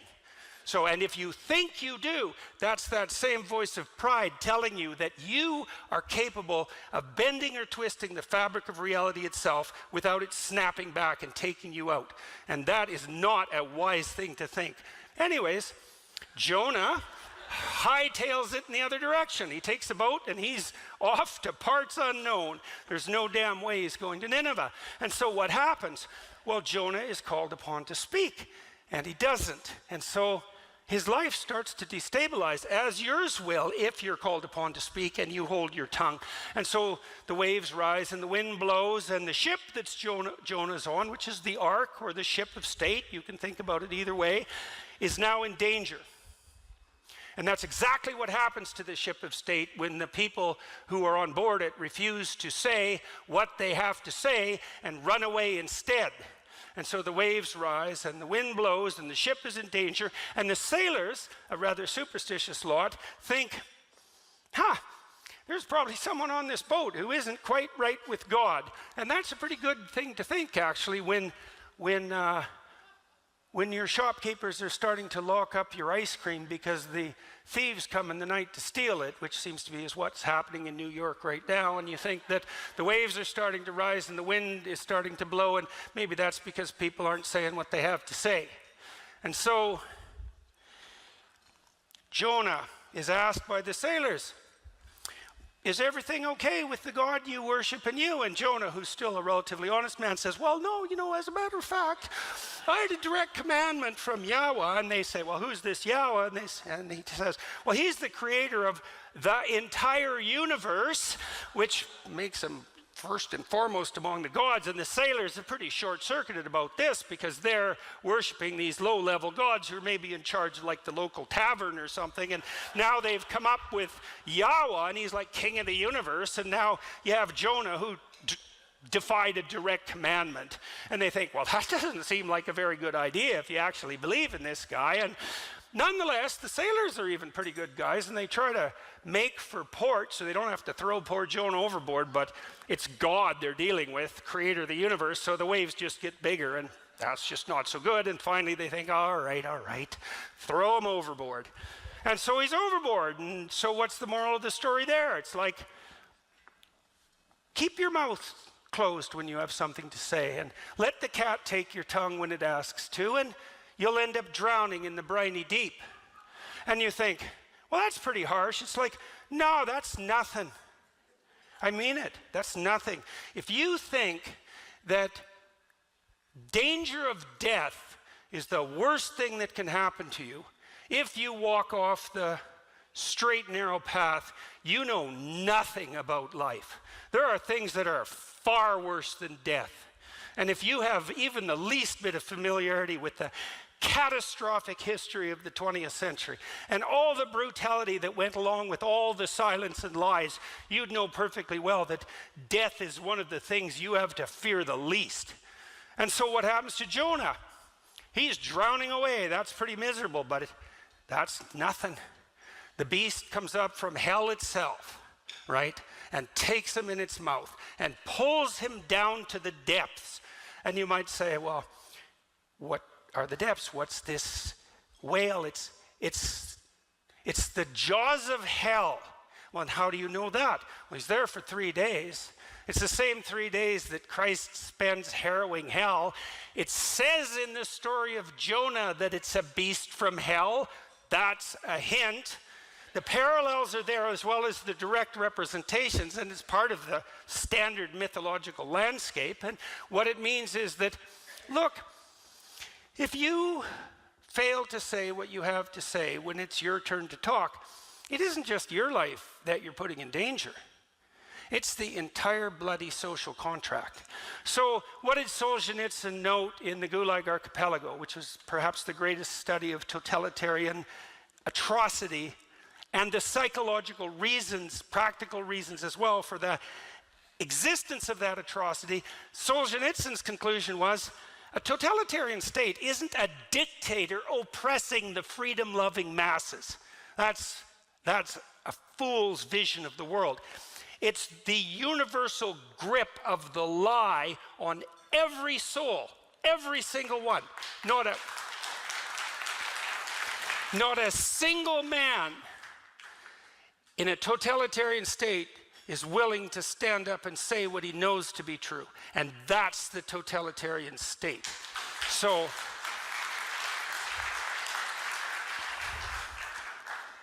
what happens if you don't say what you have to say? Well, then you go to hell and you take everyone you love with you. And that's what happens. And then I'll close with this. And that's not like some story.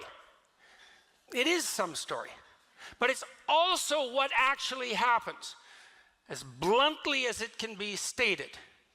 And so that's another reason why it doesn't take courage to say what you have to say when you're called upon to speak. It takes wisdom, and that's not the same thing. Okay, and I'll close with this. Here's something to think about as well. I've been writing about the story of Abraham. Abraham's an interesting story. So it opens up with a guy who's already in paradise. At least he's in the socialist utopia paradise. And I mean that. In that he has everything he needs given to him. So his state has fulfilled for him the Marxist dictum of each according to his need. Abraham has rich parents. He has everything he needs in his tent. He can lay there and let half-naked slave girls wave palm fronds over him, eat peeled grapes. And he does that till he's like 75. And no wonder. Anyways, a voice comes to him and says, okay, buddy, up and at him. It's time to get away from your tent and get away from your mom and get away from your dad and get away from your family and your tribe and to go out in the world and have an adventure. And so Abraham listens. Oddly enough, he listens, and he goes out on his adventure, and it's one bloody cataclysmic catastrophe after another. It's starvation and tyranny and the conspiracy of the Egyptian aristocracy to steal his beautiful wife, and war and death and the necessary calling for the sacrifice of his son. Is just a cataclysm. And through all that, God promises him that if he maintains his faith, he'll be the father of nations. And what does that mean? It means if you have the adventure of your life, then everything that could possibly be granted to you will be granted to you. And then you might ask, well, how do you have the adventure of your life? And the answer is, you tell the truth. You exercise your right and responsibility to free speech. You tell the truth. And then you might say, well, why is that an adventure? Well, first I could say, try it. But I could say, let's explain it. Why is it an adventure? And also, why is it your adventure? Well, if you're lying, whatever happens to you, that's not your adventure. If you're lying and something happens to you, that's the adventure of the spirit of the lie. The lie that you think you told, but that actually possesses you. And the adventure of the spirit of the lie is hell. And so that's not a good idea.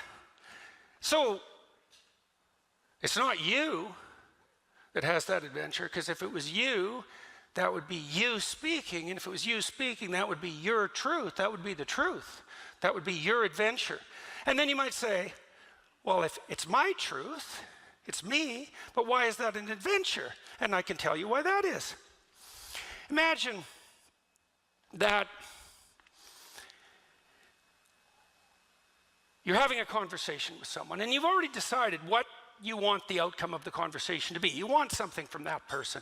You want them to sleep with you. You want them to give you money. You want them to admire you. You want them to think you're beautiful. You have some instrumental goal in mind, and maybe it's even a somewhat noble goal, but it's instrumental. You craft your words so that you manipulate the situation, so that you obtain from the person you're communicating with, the crowd you're communicating with, what it is that you want. And maybe you get it. And then maybe you say, well, what's wrong with that? And what's wrong with that is like, well, what the hell do you know? I'm dead serious. Have you never got something that you were aiming at that was the wrong thing to get? That happens to you all the time. I mean, sometimes you fail too, and that's obviously not pleasant, but the worst kind of failure is to get exactly what you're aiming for and find out that the lies you had to tell to get it turned out to deliver to you something that not only had no value, but that was actually contrary to your best interests. And then you might say, well, how could you possibly exist in the world otherwise? Because you have to have a plan, you have to be aiming at something, you have to be wanting something to even communicate. And I could say, well, actually, that's not true. You can replace that instrumental longing with faith. And here's the basis of faith, a form of faith. The basis of the highest form of faith is the decision to accept the proposition that whatever happens if you live in truth is by definition the best thing that can possibly happen, despite your inability, as a consequence of your limitations, to have the wisdom to see that. And it's a statement of faith, because there's no way of demonstrating the validity of that proposition before enacting the hypothesis. You have to commit to it. Well, let's make it practical. I manipulate you, and I get what I want, but then I find out I didn't want what I wanted. And so instead, I don't manipulate you. Instead, what I do every time I speak, is I make things as clear to myself and everyone else as I possibly can, right? And let the devil take the consequences. And so what's the consequence of that? You have no idea what's going to happen next, right? You throw caution to the wind. You have no idea. You think, well, I better not say that because this might happen. It's like you just have to let that go. It's like, no, this is the thing to say now. And whatever happens, bring it on. Well, that's an adventure, right? That's an adventure. And if you do it enough, then you have the adventure of your life. And then, if you have the adventure of your life, it's so bloody interesting and so engaging and so exciting that it justifies the misery of your existence.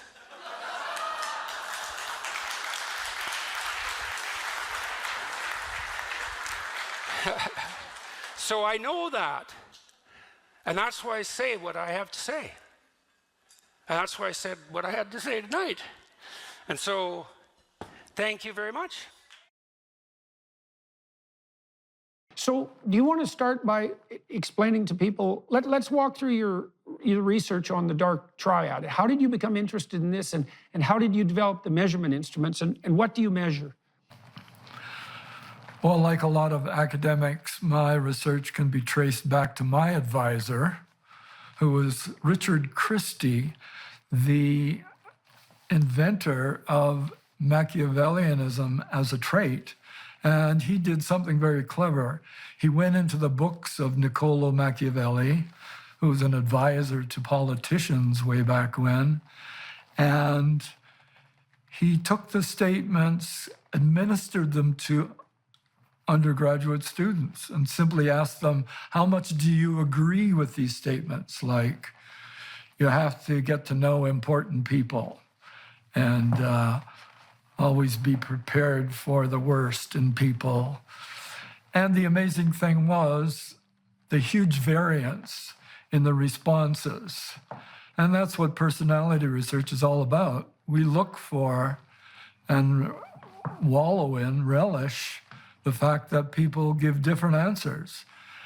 And apparently, a lot of people agreed totally with the statements that Machiavelli made in the 1500s. Others were horrified by them. And so that inspired Richard Christie to make a questionnaire. The Mach 4, the most popular version of his questionnaires, was administered to subject pools at his university, Columbia University, and elsewhere. And it wasn't just self-reports, it predicted actual behavior. So he could show that people who scored high on the Mach 4 manipulated others in a room, in a laboratory. So they would try to squeeze money out of other people by tricking them, and all of this could be recorded and published. Hence, Richard Christie is forever associated with Machiavellianism. So I was I thought that was a fabulous way to do research. I moved on then and took a real job at the University of British Columbia and met up there with Bob Hare, sort of the emperor of research on psychopathy, another aversive trait. And of course, he has done it all, but what he didn't do was compare it to Machiavellianism. And I've also done some research separately on narcissism, which captured attention of researchers in the 1980s because it seems to resonate. Everybody knows narcissists, people who want a lot of attention and think they are superior to everyone else. Everyone can resonate to knowing such people.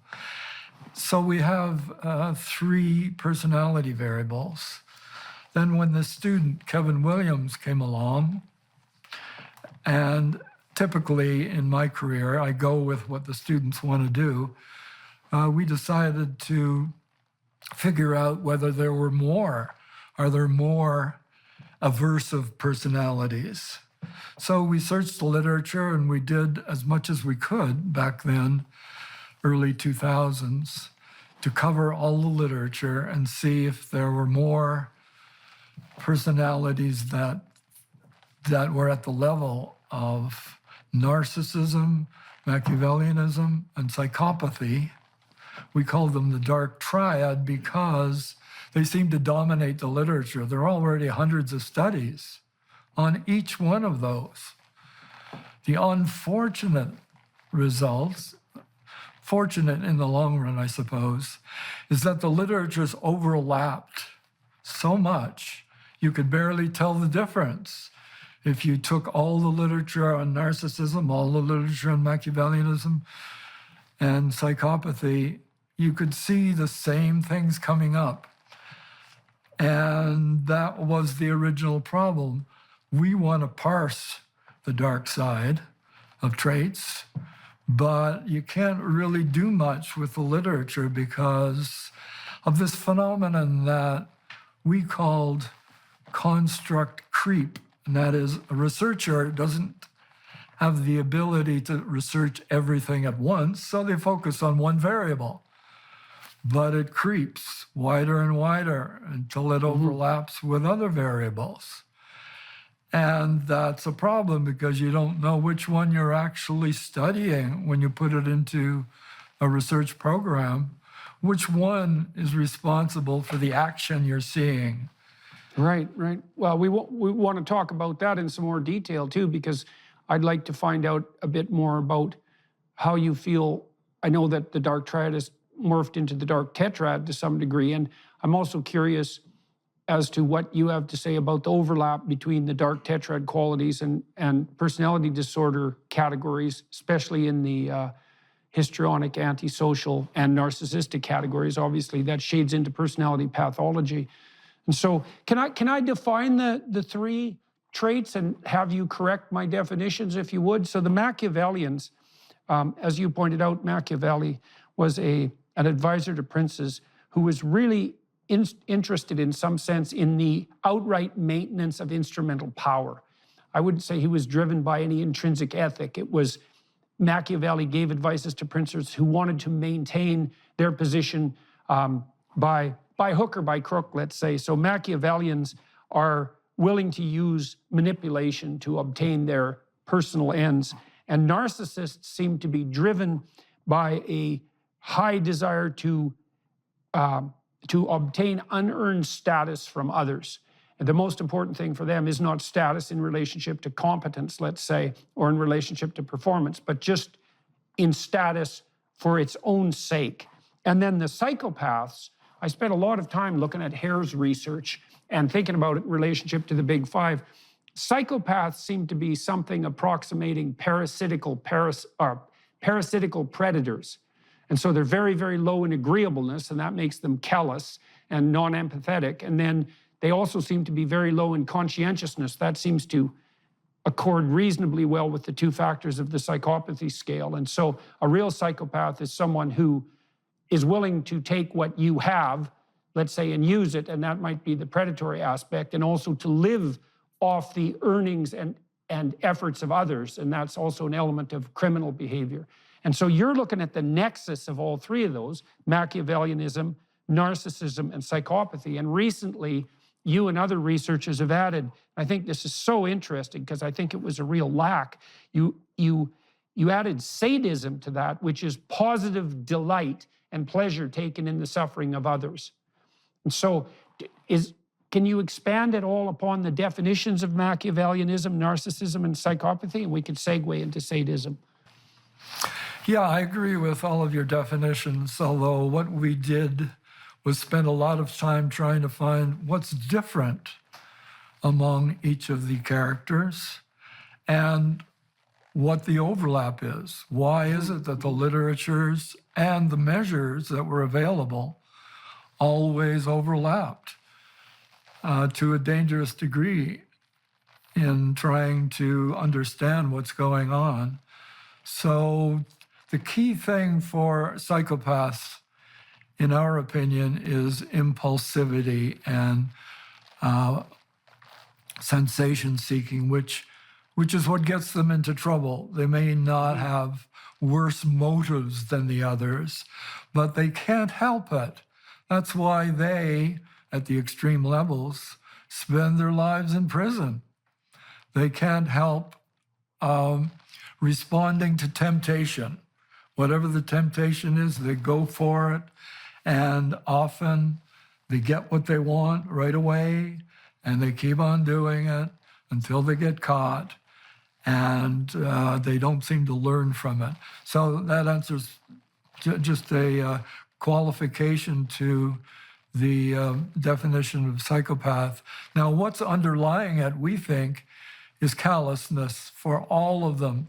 They're overlapping because at the core is a failure to have empathy. And if you have a deficit in empathy, it seems inevitable that you're going to exploit other people in one way or another because you're not getting the feedback that people with empathy get in seeing other people suffer at your hands. And the story of sadism is quite a long story, but if you want me to get into the details, sure. I can do that now. Yeah, please do, please do. Yeah, I don't know whether I'm more sensitive to these things than other people, but I started seeing sadism in regular people. And not only is it there in everyday people, but people seem to wallow in it when the circumstances allow it. For example, violent sports. One of my favorite sports, hockey. It's kind of pathetic watching a hockey game. The cheers are larger for the fights than for the goals. People love to see their fighter pummel the fighter of the other team or pummel anyone. And the cheers that go up in a hockey stadium are incredible. And the cheers only stop when the victim falls to the ice and starts twitching. Then a hush follows over the crowd, showing the dual nature of positive and negative motivations that human beings have. But the fact that they love seeing the fighting, no matter how much blood and teeth end up on the ice, is disappointing in a way. And we learned a long time ago from the Europeans, they don't have to do that to make hockey a wonderful sport. That was just one. But then watching the undergraduate students at UBC, University of British Columbia, what are they doing for fun? Well, if you'll recall, way back, they used to play these archive games. And there were some gentle ones, Pac-Man, Asteroids. I don't know if you remember those. But going down into the arcade, you see that people are gathered around one of the arcade games. And so I wandered over to see it. And it was something called Mortal Kombat, which by today's standards isn't that bad. But the heads are torn off and the blood spurts out. And that's why the crowd was there, because it was so much more appealing than the silly little Mario Brothers stuff.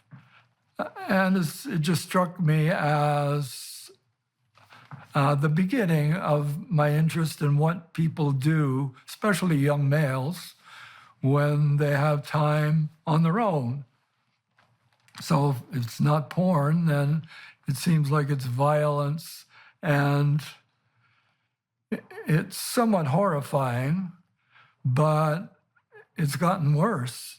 I don't know if you've been following the video games that are now available on your home computer. You don't need to go to an arcade and be embarrassed by what you're playing, because you can sit at home and play whatever games you want. And so now, what's it called? Grand Theft Auto. You can kill innocent bystanders, step on their heads, etc. And there are actual torture sites where you can go and torture people. You can torture animals. It's all there. And so people are paying to do this stuff. They pay for violent sports. They pay for violent movies. What's the most popular television program these days? It's called Game of Thrones. And it's the most sadistic kind of television program that you've ever seen. People are paying for this in one way or another, and they're attracted to it. They relay stories with their friends.